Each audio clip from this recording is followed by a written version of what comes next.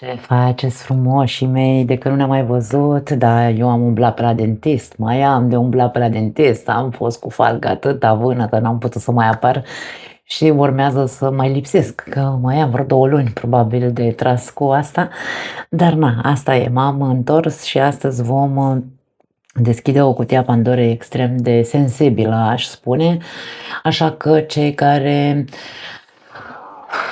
nu sunteți pregătiți să ascultați subiectul ăsta, mai bine treceți peste. Cei care nu aveți această muncă interioară despre care am vorbit în toate materialele, care nu aveți ego-ul echilibrat, care nu aveți iubire de sine cu adevărat, da? Nu aveți o autostimă bună, încercați să, mă rog, dacă vreți să ascultați acest material, vă va fi de foarte mare folos dacă vreți să faceți schimbări, iar dacă nu, nu îl ascultați, vă rog.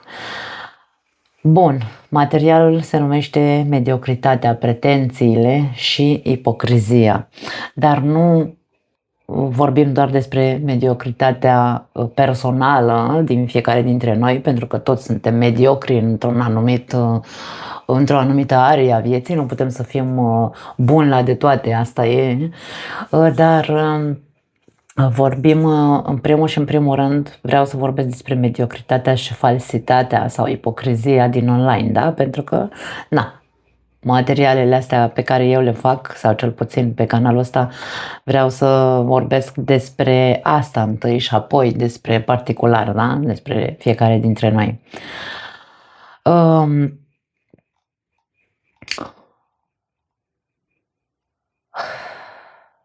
Ce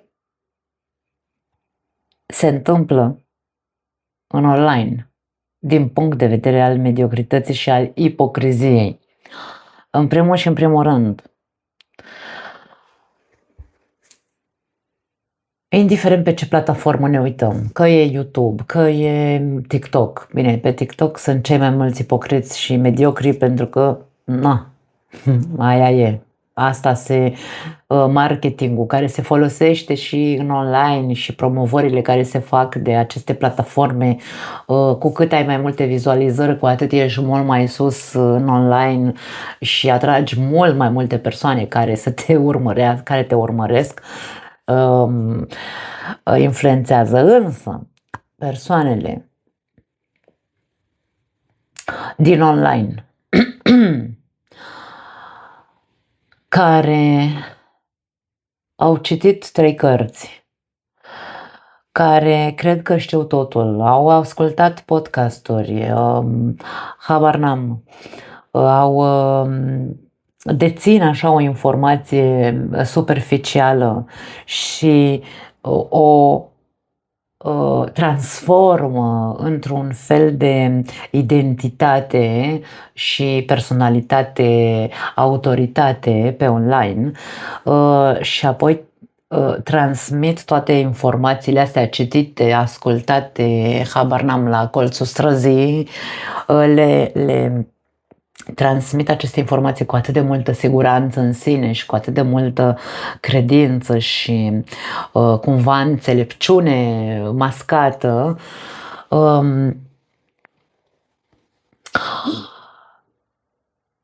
ca niște mincinoși compulsivi care cred tot ceea ce, da, transformă, încep să creadă ceea ce propriile minciuni, da, la asta mă refer. Toate aceste persoane, da, le putem găsi în orice tip de subiect. Le putem găsi vorbind despre spiritualitate, despre psihologie, despre astrologie, despre filozofie, despre politică, despre dezvoltarea personală, despre relații. Sunt persoane extraordinar de multe care vorbesc despre relații, dar ei nu au o relație sau sunt divorțați și chipurile s-au maturizat că au divorțat, da? Sunt persoane care vorbesc despre alte lucruri legate, alte lucruri mult mai elevate, să spunem așa, despre neuroștiință. Eu personal ascult multe podcasturi și după ce asculți o perioadă anumite persoane, afli după aia, da, îți apare așa știrea că persoana respectivă s-a despărțit din cauza ego-ului inflamat, ego-ului spiritual pe care l-avea sau, nu știu, a fost înșelat sau a înșelat și așa mai departe. Deci vedem, ni se demonstrează în online foarte multe ipocrizii și foarte multe falsități și ni se arată practic nivelul, pentru că mediocritatea e nivelul la care ești, da? În nivelul real la care ești, nu ăla care vrei tu să-l arăți pe online.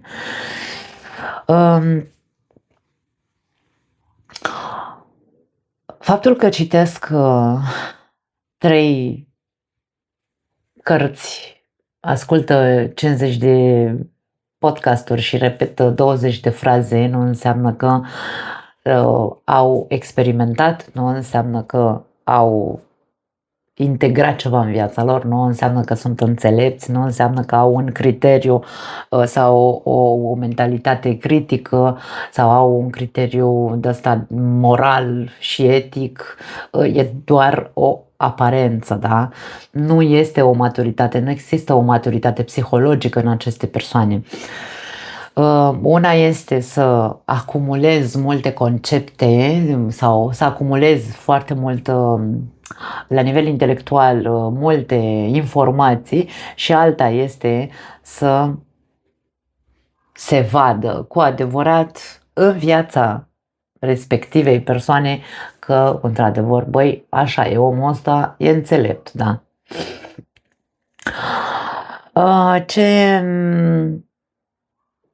Care este cea mai mare problemă, aș spune, a persoanelor care ascultă acest gen de profesioniști, da? De experți? Mintea umană, dragii mei, că de-aia nu știu dacă e vorba aici doar despre mediocritatea poporului în același timp. Mintea noastră de foarte multe ori se lasă influențată. Nu e vorba despre vulnerabilitate, că mă prinde pe mine într-un moment vulnerabil și mi-atinge mie acolo o coardă sensibilă subiectul pe care îl ascult, ce este mai repede mintea care interpretează, care ridică, da, la rang înalt acea persoană și zice, wow, ce tare e, ce deșteaptă e, ce multe știe, ce înțeleaptă e, așa este. Mintea ne face să ne identificăm cu ceea ce spune persoana respectivă. Dacă mintea noastră, și mintea noastră este mediocră, nu e lucrată, nu avem cu adevărat, sau mă rog, avem multe lipsuri în viața noastră, avem lipsuri emoționale, avem lipsuri, nu avem un partener de viață, nu suntem în stare să comunicăm problemele, nevoile pe care le avem și așa mai departe.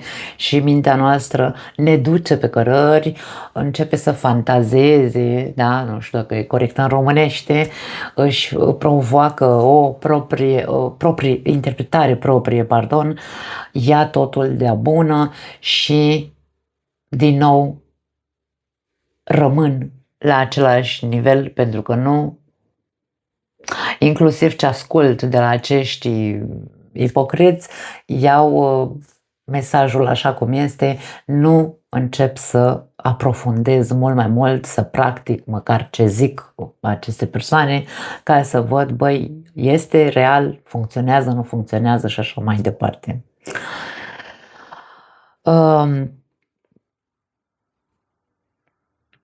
Problema mediocrității comune, să spunem așa, sau a persoanelor de rând care ascultă pur și simplu mesaje de la aceste alte persoane ipocrite și mediocre,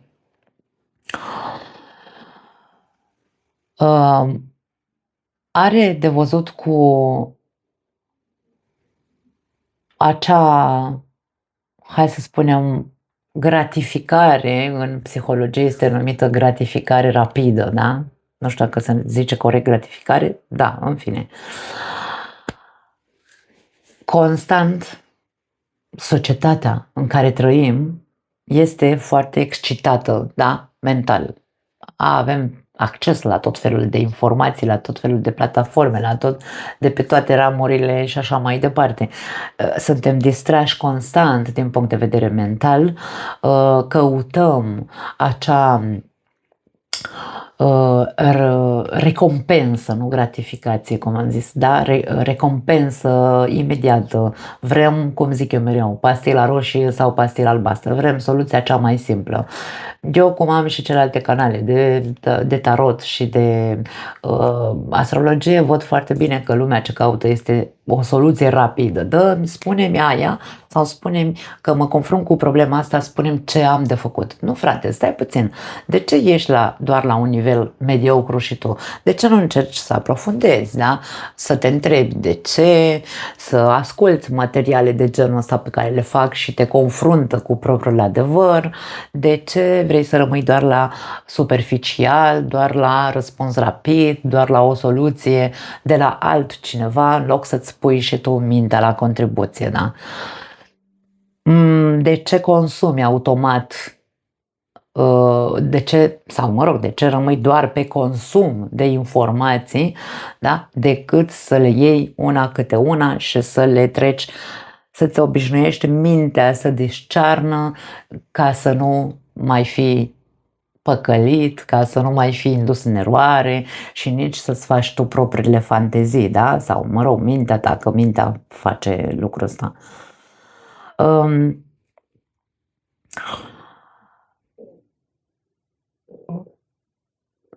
Din punct de vedere al acestor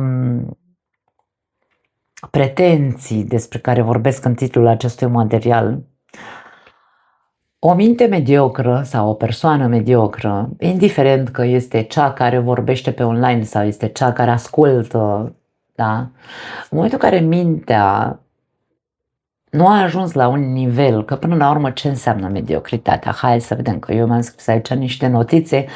Mediocru vine din latină, din latinul mediocris, care înseamnă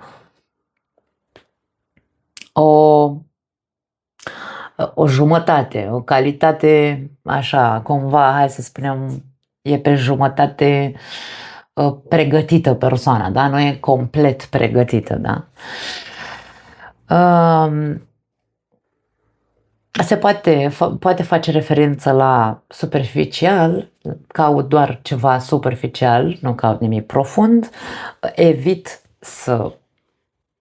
A fiind mediocru înseamnă sunt o persoană care mă ghidez doar pe superficial sau sunt superficială, evit să aprofundez în viața mea absolut niciun subiect, nu îmi dezvolt niciun fel de capacitate, trăiesc din inerție sau din comoditate pentru că îmi convine așa cum e viața mea și îmi lipsește cu desăvârșire acea onestitate interioară, deci nu sunt sincer cu mine în niciun fel.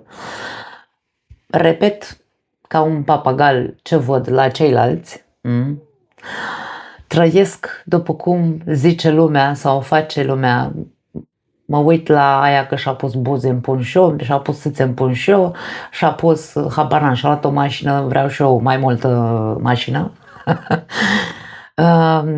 Nu există autoreflecție și nici reflecție, da? Nu există o autocritică interioară, este un refuz total de a mă chestiona pe mine însă. Da? Eu nu mă uit la mine, trăiesc așa cumva conform regulilor turmei și nu am un criteriu propriu. Da? Nu vreau să-mi complic viața, e bine și așa, cum sunt, da? Asta înseamnă mediocritatea în general. O persoană mediocră nu vrea să crească mai mult, chiar dacă ar putea să o facă, pur și simplu se mulțumește cu ce are, dar are pretenții. Aici este ideea cea mai mare sau problema cea mai mare.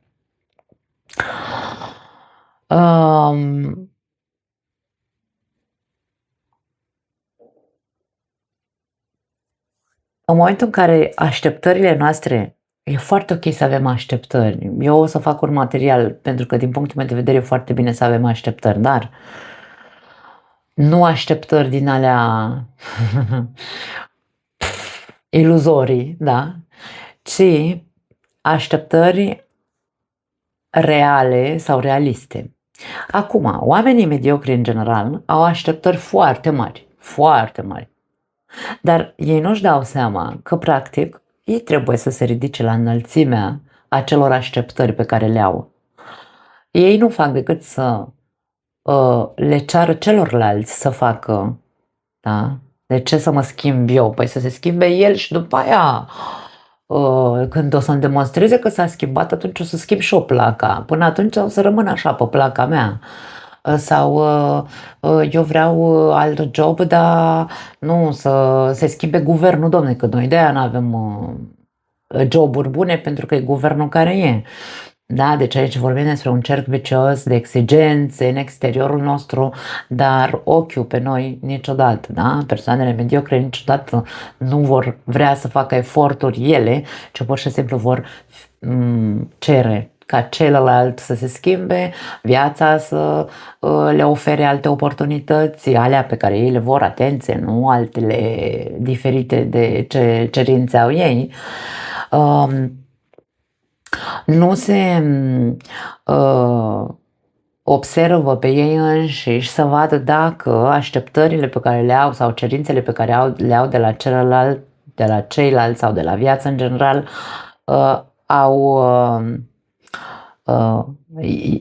cumva ei merită ca ceilalți să le împlinească, da, aceste cerințe. Așteaptă de la celălalt fără ca el să ofere același nivel de cerință, da? Nu știu dacă s-a înțeles, probabil că da. Sunt persoane foarte, nu știu dacă se zice corect în românește, incongruente, da? În relații, cel mai repede se vede în relații și din relații învățăm cel mai mult în această viață, dragii mei. Această incongruență se simte foarte mult în relații. De ce? Pentru că toată lumea, și credeți-mă că eu am contact 1 la 1 cu persoane și cel mai mult lumea care caută o citire de tarot sau o consultație așa, nu știu, mai psihologică să zicem, sunt persoane care au multe cerințe de genul spun așa, eu vreau o persoană matură, vreau o persoană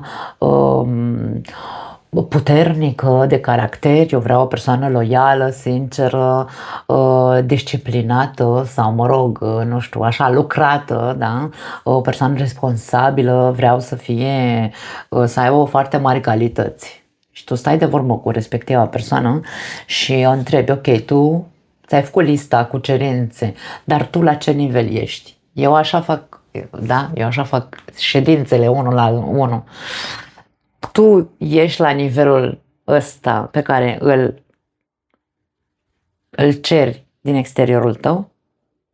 Se susține ceea ce tu ceri cu ceea ce tu ești, pentru că nu ai cum să ai pretenții să găsești o persoană sănătoasă lângă tine dacă tu nu ești o persoană sănătoasă.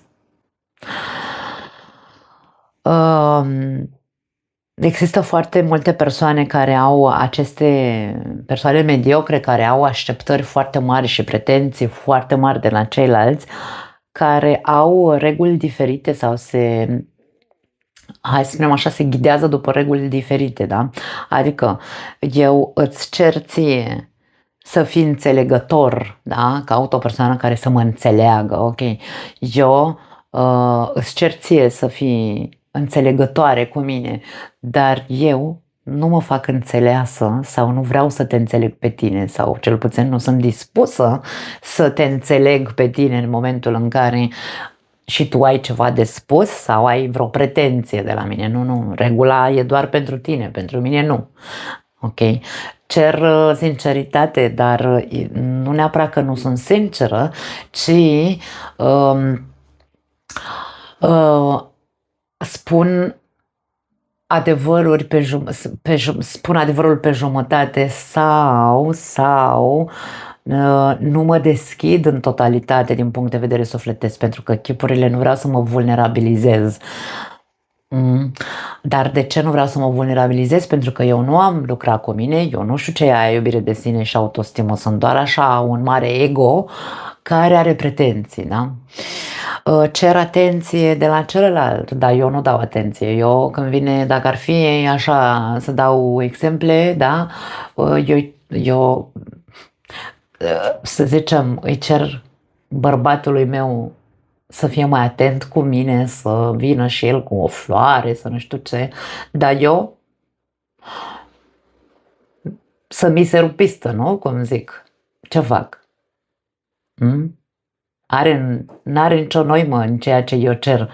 Când eu nu sunt atentă cu tine, cu el, dacă eu nu sunt atentă cu el, atunci ce Dumnezeu pretenție am ca el să fie foarte atent cu mine? Dacă nici eu nu sunt persoana care să fiu atentă la nevoile lui, să îi fac și eu câte o surpriză din când în când, să habar n-am, îi fac un masaj, nu știu ce, că fiecare știe ce vrea bărbatul, da? Sau nevastă sa, ca să vorbim așa pe șleau. Vorbim despre chestii de genul ăsta, despre pretenții de genul ăsta, da?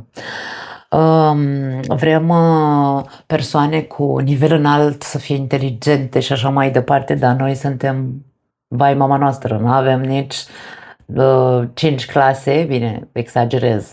Nu e vorba de inteligența aia de la școală, că la școală nu ești inteligent. Dar vreau să zic, eu n-am pus mâna niciodată pe o carte, de exemplu, nu, habar n-am cu ce se mănâncă autenticitatea, habar n-am cu ce se mănâncă sensibilitatea, inteligența emoțională, habar n-am cu ce se mănâncă absolut nimic, dar vreau o persoană așa, la un nivel înalt, acel prinț pe cal alb și acea Ileana Cosânzeană, când eu sunt... Da, eu nu pot să-mi permit să dau exemple din ședințele 1-1 pe care le am, pentru că nu este profesionist sau profesional din partea mea, dar credeți-mă că am acces la foarte multe chestii de genul ăsta. Apoi ce alte pretenții mai au persoanele astea mediocre în general?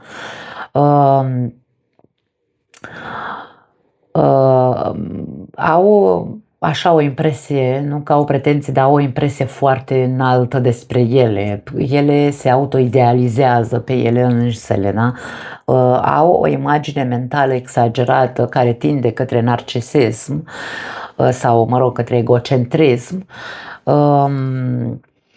Și crede că merită mult mai mult decât îi se oferă, da? Crede în orice arie a vieții, crede că merită mult mai mult la locul de muncă, cu toate că nu oferă mare lucru, crede că merită mult mai mult în relație, cu toate că se vede că nu oferă la rândul ei acel 50-50, acel echilibru. Dar din punct de vedere interior, el crede cu adevărat sau cu tărie că merită mult mai mult, domne. Nu. Poate să se gândească, eu merit un bărbat mult mai bun sau merit o femeie mult mai bună lângă mine, dar niciodată nu se va întreba pe el însuși dacă el este acea persoană pe care crede că o merită, doar se autoidealizează pe el însuși, da?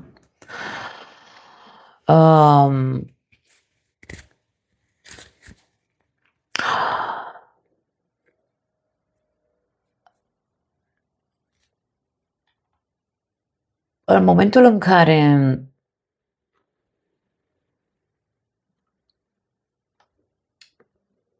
ne dăm seama, de-aia am spus la începutul acestui material, dacă nu sunteți pregătiți sau dacă vreți să ascultați acest material, puteți să o faceți, dar nu pentru a arunca cu noroi în mine. Bine, pe mine nu mă interesează dacă lumea mă critică în comentarii, pentru că dacă mă critică e clar că am atins acolo un buton sensibil. Ideea este că dacă am atins un buton și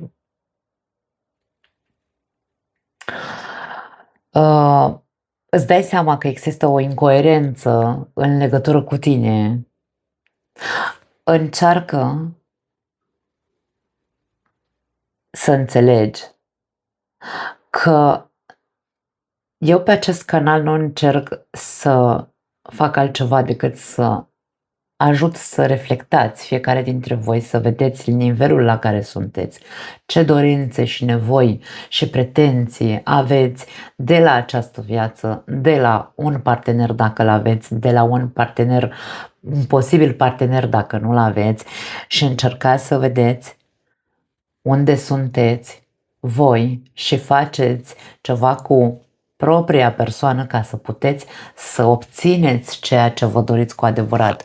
Nu doar să vă alimentați constant din ceea ce auziți pe TikTok și rezonează cu voi sau pe YouTube și apoi să ziceți, da domne, așa este, bărbații ăștia sunt niște nenorociți, femeile astea sunt niște nemernice, că de-aia am zis în primul material când m-am enervat eu așa că mi se pusese pata pe toată lumea, să ajungem să ne dăm seama că de fapt au reușit să ne dezbine doar din cauza că noi, mintea noastră este, sau noi suntem la un nivel mediocru, da?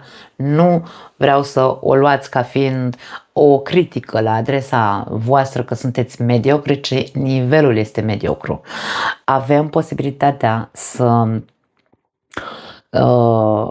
creștem foarte mult. Avem aici, eu mi-am scos 3 persoane care spun niște fraze persoane din psihologie, da?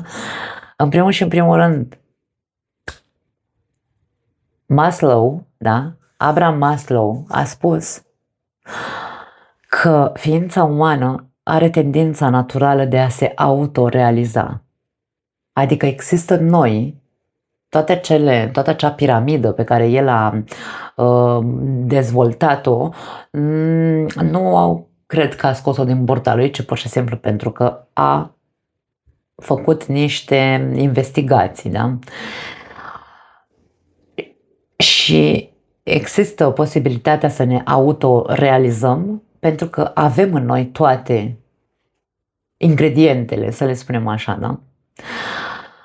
El spunea că o persoană care trăiește sub posibilitățile lui interioare cu care e dotat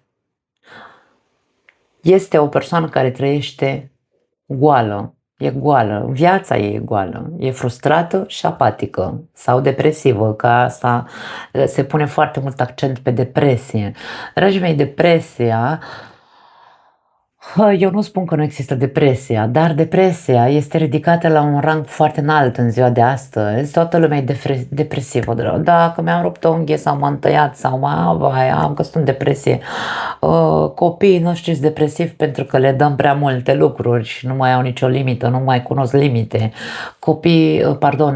Noi ne depresăm imediat dacă îmi spune bărbatul meu ceva, gata, cad în depresie și mă victimizez și vai de mine ce mai depresie, la fel ca și cu traumele. Am făcut așa un mare bulgăre imens de depresivi, falși depresivi, da? Deci o depresie e o depresie și falsul depresiv e falsul depresiv, să rămână foarte clar. Așadar, avem puterea să ne autorealizăm în viața asta în momentul în care, cu adevărat, ne dorim, nu doar stăm să avem pretenții, da? Că o persoană care are pretenții trebuie să aibă și conștiința unde e el la pretențiile pe care le are.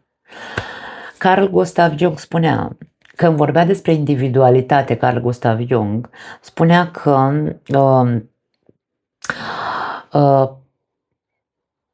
a trăi doar cu măști pe față sau automatisme, da?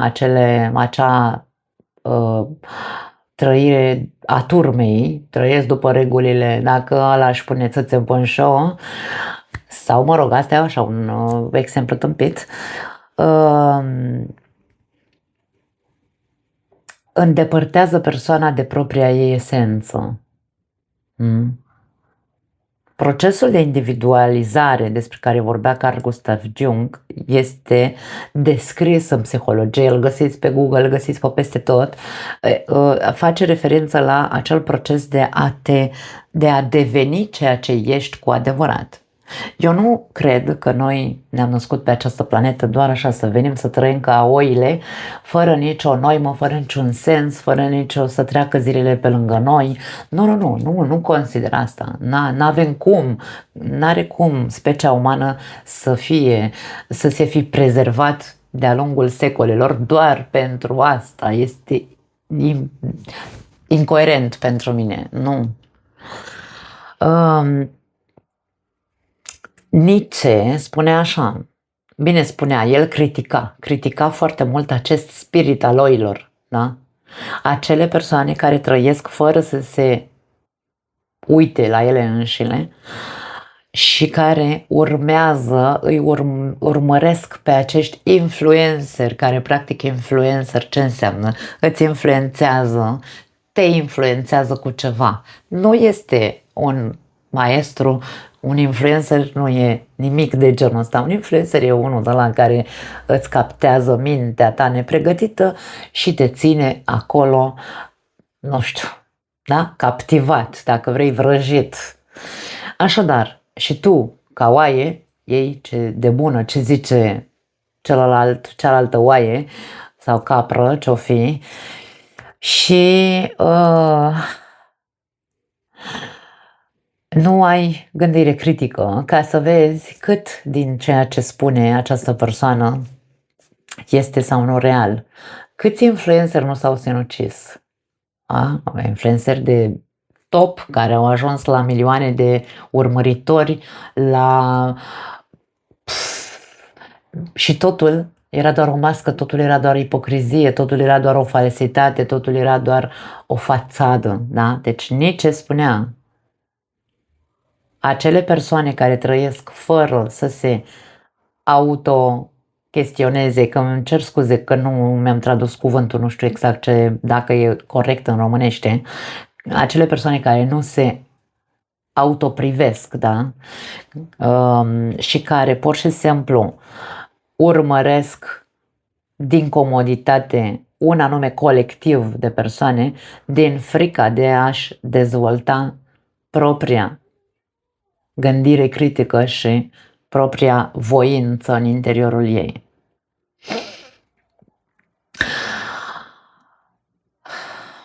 Da, e grele, foarte grele.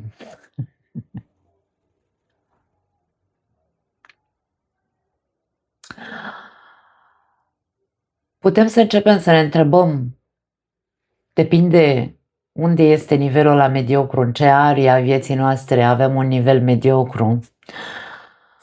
Să ne întrebăm,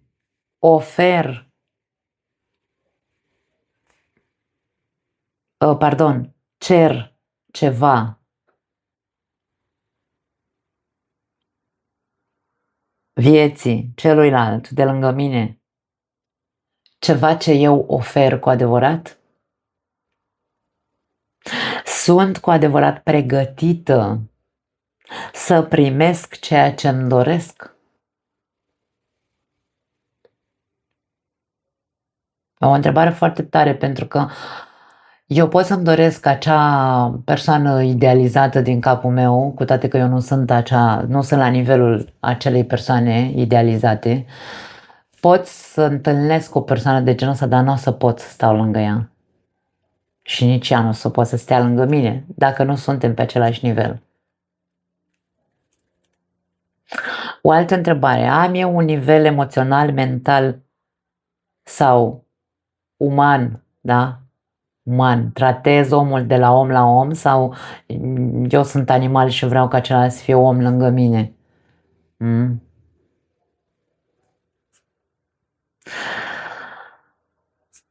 Așteptările pe care le am sunt reale sau sunt la nivel de fantezie, acea perfecțiune pe care eu o caut?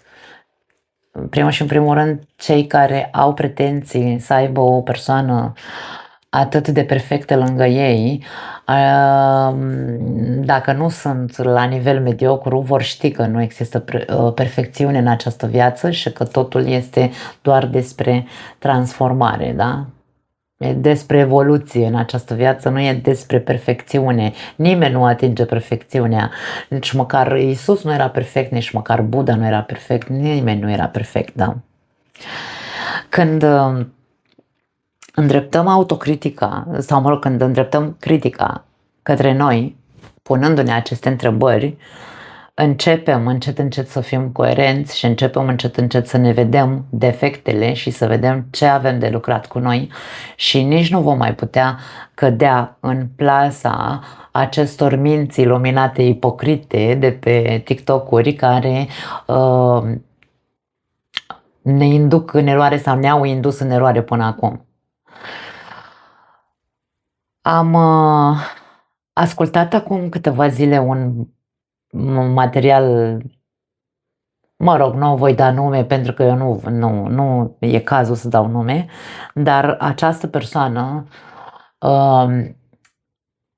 se dă foarte, hai să spunem așa, spirituală, se dă foarte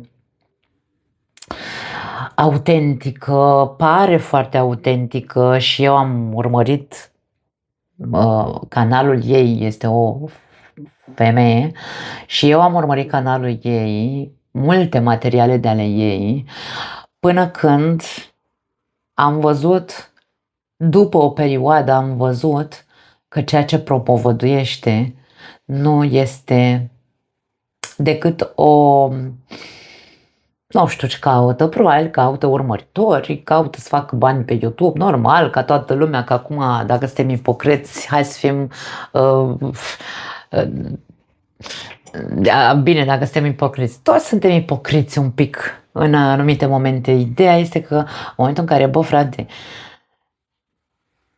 credeți că eu mi-am deschis canalele doar așa cu motivul să stau să vorbesc ca proastă aici în fața camerei? Nu, normal că am așteptările să am urmăritori, normal că am așteptări și eu să câștig niște bani pe YouTube, normal că am așteptări să fiu validată sau, mă rog, lumea să se regăsească cu ceea ce eu transmit, normal că am o grămadă de așteptări. Hai să fim acum ipocriți, să spunem că nu, frate, eu aici sunt o sfântă, am venit să vă zic vouă ce dracu aveți de făcut, că e niște proști oameni ăștia.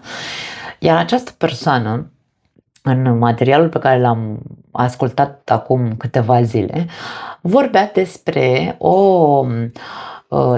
despre vulnerabilitate, să zicem așa, explica faptul că, mă rog, critica, în materialul ei critica alte persoane care din online, la fel cum fac și eu,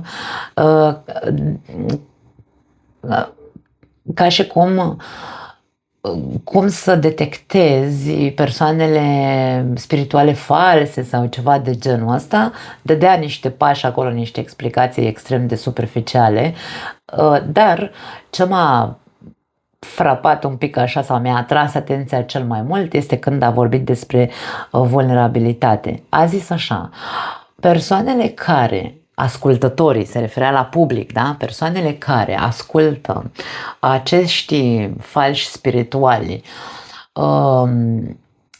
nu sunt și cad în plasa lor în ceea ce spun celelalte persoane, da? Acei falși spirituali, nu sunt persoane proaste, sunt persoane vulnerabile. Ei bine, eu am propria mea părere despre asta.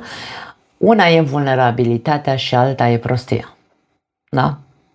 Vulnerabilitatea este emoțională. Vulnerabilitatea este în momentul în care eu am o problemă. Vulnerabilitate mentală nu există, există prostie.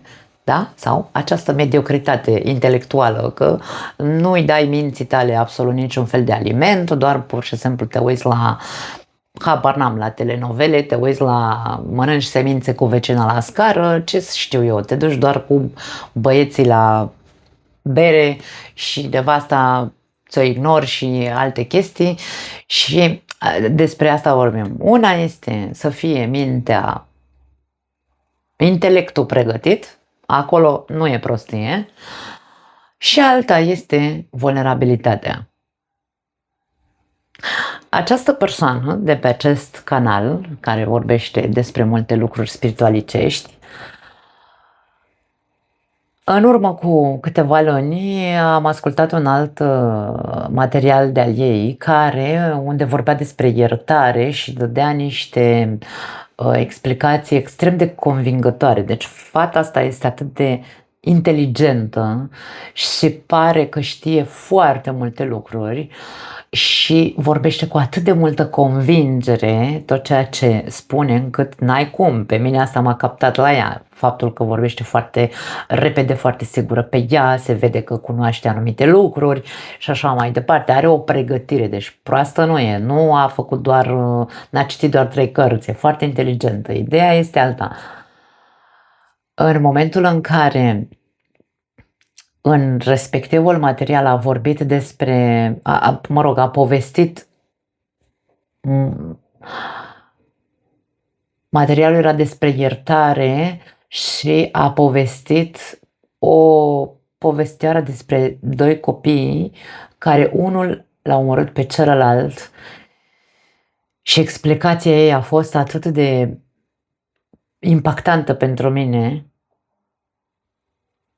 încât i-am scris un mesaj, n-am putut să rezist. N-am putut să rezist, i-am scris un mesaj pe care nu l-am aici la dispoziție, l-am în telefon, dar nu pot să întrerup acum materialul.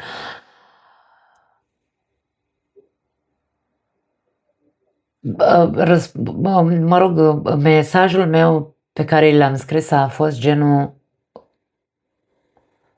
de genul așa, ce mi-aduc aminte din ce am scris.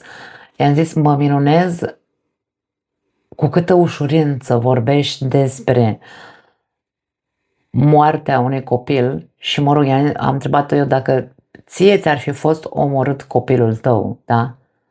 Ai fi vorbit cu atât de multă ușurință despre iertare. Era vorba despre a ierta când un copil omoară un alt copil, nu știu, ceva de genul, nici nu mai contează subiectul. Era despre iertare, da? Căutați despre iertare și o să o găsiți pe fetișcana asta și ascultați materialul întreg și puteți să intrați și la secțiunea de comentarii, că o să vedeți acolo acest gen de comentariu pe care l-am făcut.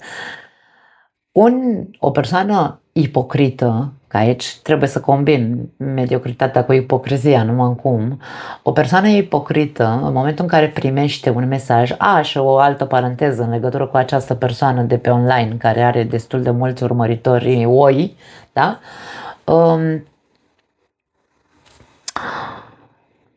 Mi s-a părut foarte interesant că primește comentarii, primește întrebări de la publicul ei, care se presupune că, băi, dacă tu îmi scrii mie ceva, eu ar trebui să-ți răspund, da? Sau cel puțin așa e frumos să faci. Cât de bine poți tu, răspunzi, da? Nu răspunde la mesaje, indiferent, răspunde la care îi convine, cum îi convine, dacă e pe frecvența ei sau nu. Și aici vorbim din nou de o altă gândire critică pe care trebuie să o avem și să vedem, păi stai puțin, dacă eu i-am scris femeii ăsteia, da? Un mesaj și ea mă ignoră pur și simplu, nu merită atenția mea pentru eforturile pe care ea le face da? Trebuie să existe un soi de iubire de sine în noi, în care să zicem, băi, eu ascult pe asta aici. Da, pe bune? Un feedback ceva, toți căutăm un feedback și toți căutăm o anume, nu știu, da, feedback, că până la urmă nu pot să zic altfel.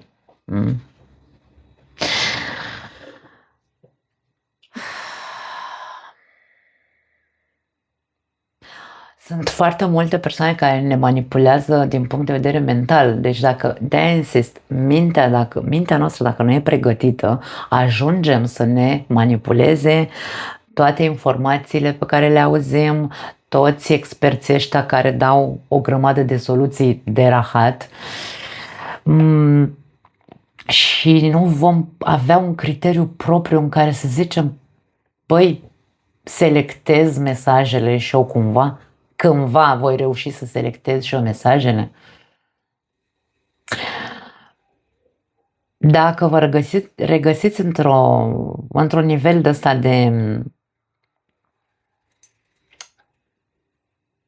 Mediocritate, dragii mei, și vreți mai mult de la această viață, potențial în voi există. Ideea este să începeți să faceți ceva. Pentru că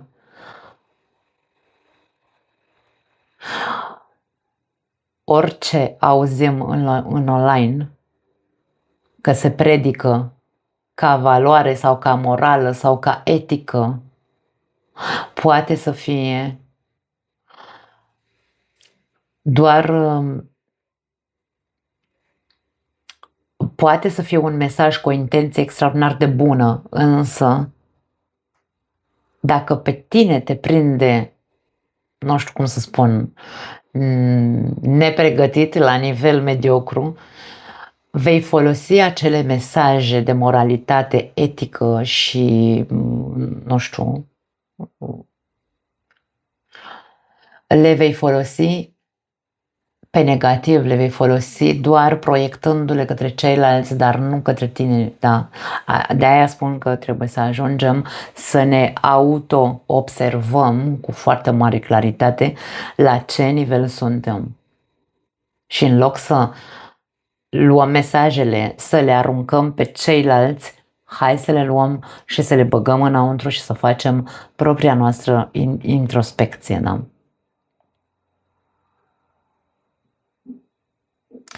O persoană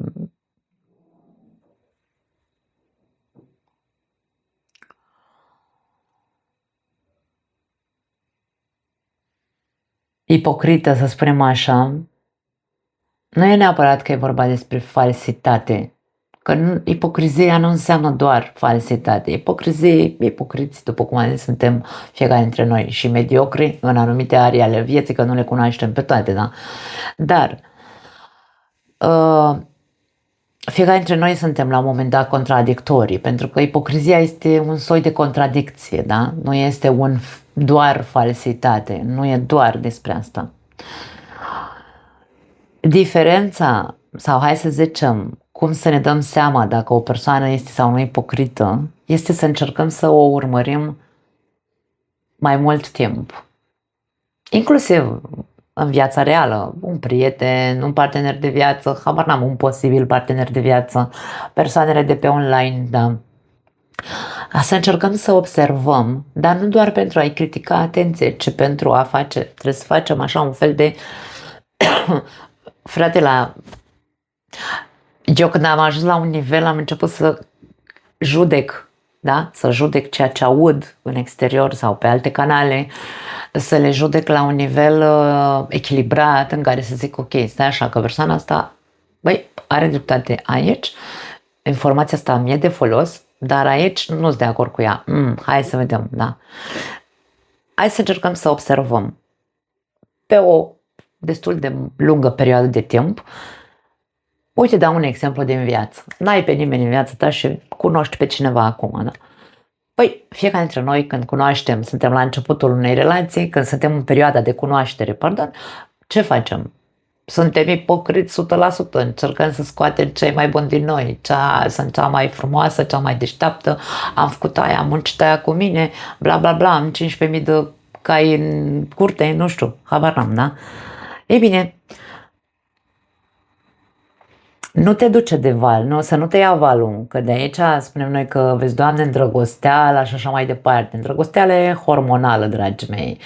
Din punctul meu de vedere, îndrăgosteala nu se produce până când nu există un contact intim între cele două persoane. Cei care vorbesc despre îndrăgostire la prima vedere,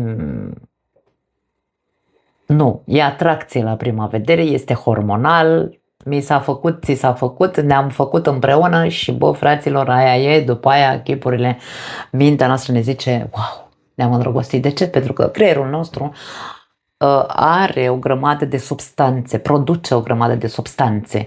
Toate acele substanțe despre care se vorbește și pe online, da? Dopamină, serotonină și bla bla bla, alte hormoni de-ăștia ai fericirii și ai minunăției și ai idealizării, sunt drogurile pe care noi le producem singuri, da?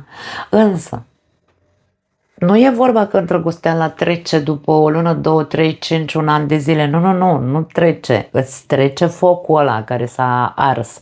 S-a consumat focul, da? Ideea care este?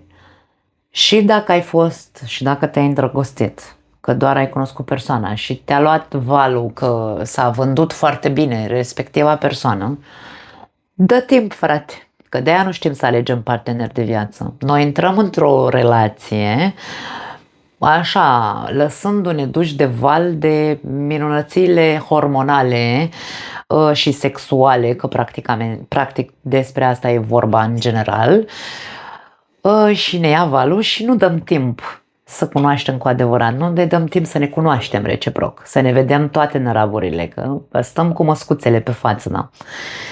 Dă timp. Și dacă nu vorbim de relații și vorbim de online, dă timp femeii ăleia sau persoanei ăleia, nu să te dezamăgească, ci să vezi ce există contradicții între ceea ce zice și ceea ce face, există contradicții între ceea ce propovăduiește și tu, dacă îi scrii un mesaj, îți trimite înapoi un mesaj de atac sau de, da? Pentru că eu când am trimis mesaj fetei ăsteia, mi-a trimis înapoi un mesaj: de unde știi tu că eu nu am experimentat așa ceva? Ceva de genul, mi-a răspuns, da. Deci, dă timp, observă foarte bine tiparele pe care le vezi la cealaltă persoană. Este coerentă în timp această persoană? Nu intra într-o relație cu cineva care doar te-a luat valul că ai simțit tu nu știu ce fluturaș în stomac. Discursul, promisiunile pe care le face, cuvintele frumoase pe care ți le spune, sunt coerente, sunt, hai să spunem așa, acompaniate de acțiuni sau sunt doar vorbe goale? Vezi că își asumă ceea ce spune și face? Este o persoană responsabilă așa cum se vinde? Pune la probă. Pune persoana la probă. Dacă vorbim despre o persoană care doar ce ai cunoscut-o, pune-o la probă și vezi, este capabilă să-și asume anumite greșeli pe care le face? Spune-i ceva ce nu-ți place la ea ca să vezi care e reacția. Așa cum am dat exemple la materialul despre narcisism, faceți asta cu oricine, inclusiv un prieten nou. Ai cunoscut pe cineva, uite, îmi place persoana asta ca prieten, vezi, detectează, frate, există congruență în persoana asta? Ceea ce gândește, spune, simte și face sau doar așa suntem într-un constant cerc vicios al sabotării, a păcălelii minții mele mă las să visez caiverzi pe pereți, interpretez ce-mi convine, mintea noastră interpretează foarte mult doar ce-i convine, da? Suntem foarte comozi, dar nu ne dăm seama că suntem controlați de propria noastră minte și de propriile noastre credințe. Wow, credințele astea ale noastre sunt foarte interesante. Unii dintre noi avem niște credințe foarte tari. Dar la fel de bine, hai să încercăm să ne uităm și înăuntru nostru. Bă, frate, când eu văd că sunt incoerentă, că ceea ce eu propovăduiesc aici nu am în viața reală, ar trebui să-mi fie rușine să mai vin să mai fac un material.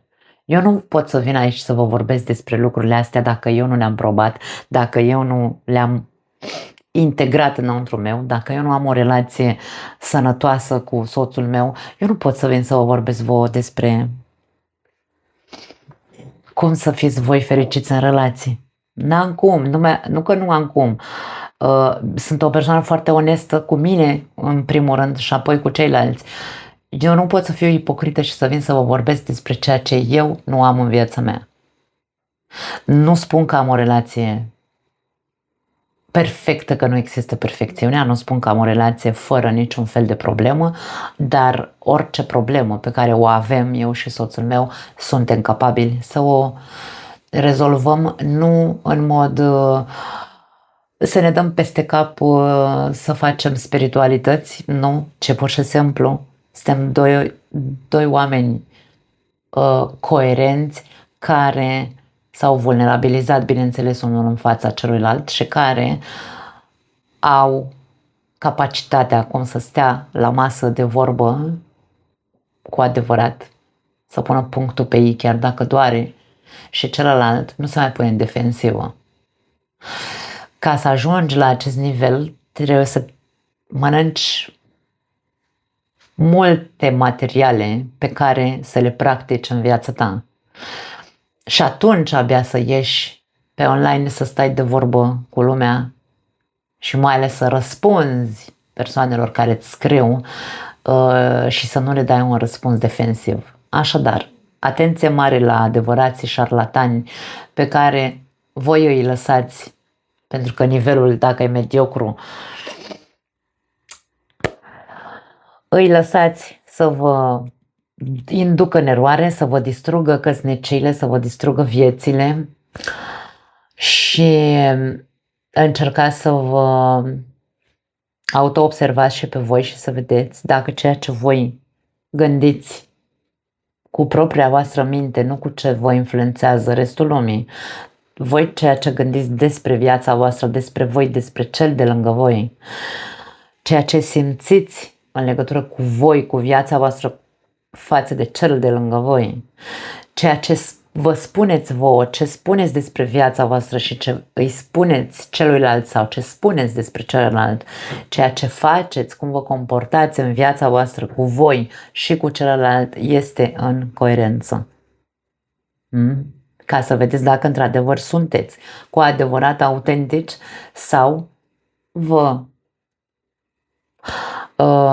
complaceți în această energie de ipocrizie și mediocritate și dar foarte mari pretenții, da? Cam asta este ideea.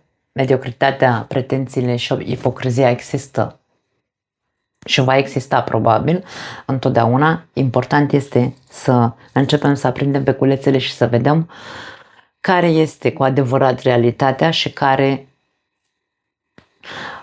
sunt eforturile pe care trebuie să le depunem fiecare dintre noi ca să modificăm și să facem. Dacă tot vrem o viață mai bună și vrem relații sănătoase și vrem să nu mai fim păcăliți și furați și înșelați și așa mai departe, nu mai putem rămâne la nivelul mediocru. Trebuie să trecem la un alt nivel, iar asta implică conștientizarea, acceptarea ideii că sunt mediocră și că trebuie să fac ceva cu mine și osul la treabă. Cam aia e situația. Altfel nu se va ajunge la evoluție și nu se va ajunge la schimbări în viața noastră, indiferent cât de mult ne-am dat cu curul de pământ ca niște copii în supermarket că vrem, dar nu ni se oferă. Da, cam asta e ideea.